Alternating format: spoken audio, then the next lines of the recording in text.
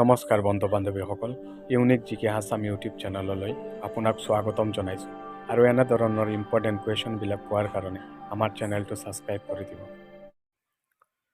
অসমৰ কোনখন নদী মেঘনা নামেৰে জনাজাত? ব্ৰহ্মপুত্ৰ, ধনশিৰি, বৰাক, কৃষ্ণাই। আৰু ইয়াৰ শুদ্ধ আনচাৰটো হ'ল বৰাক। Next question. অসমৰ বান নিয়ন্ত্ৰণৰ বাবে নদী গৱেষণা কেন্দ্ৰ ক'ত স্থাপন কৰা হৈছে? যোৰহাট, গুৱাহাটী, নগাঁও, ধেমাজি। আৰু ইয়াৰ শুদ্ধ আনচাৰটো হ'ল গুৱাহাটী। Next question. অসমৰ হস্তি সংৰক্ষিত বনাঞ্চল কেইখন? 6খন, 4খন, 3খন, 5খন।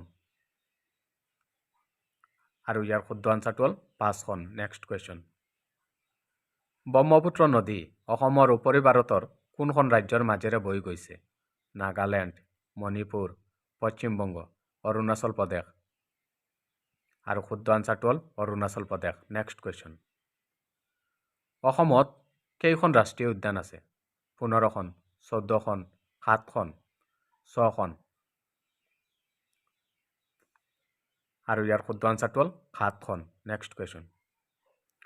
কাজিৰঙাক সংৰক্ষিত বনাঞ্চল হিচাপে কেতিয়া ঘোষণা কৰা হয়? 1902 চনত, 1906 চনত, 1908 চনত, 1912 চনত। আৰু ইয়াৰ শুদ্ধ আনচাৰটো হ'ল 1908 চনত। Next question.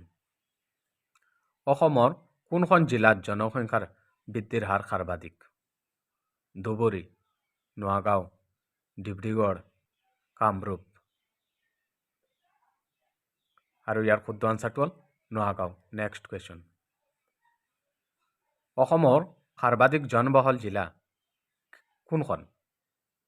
ধুবুৰী, নগাঁও, ডিব্ৰুগড়, কামৰূপ। আৰু শুদ্ধ আনচাৰটো হ'ল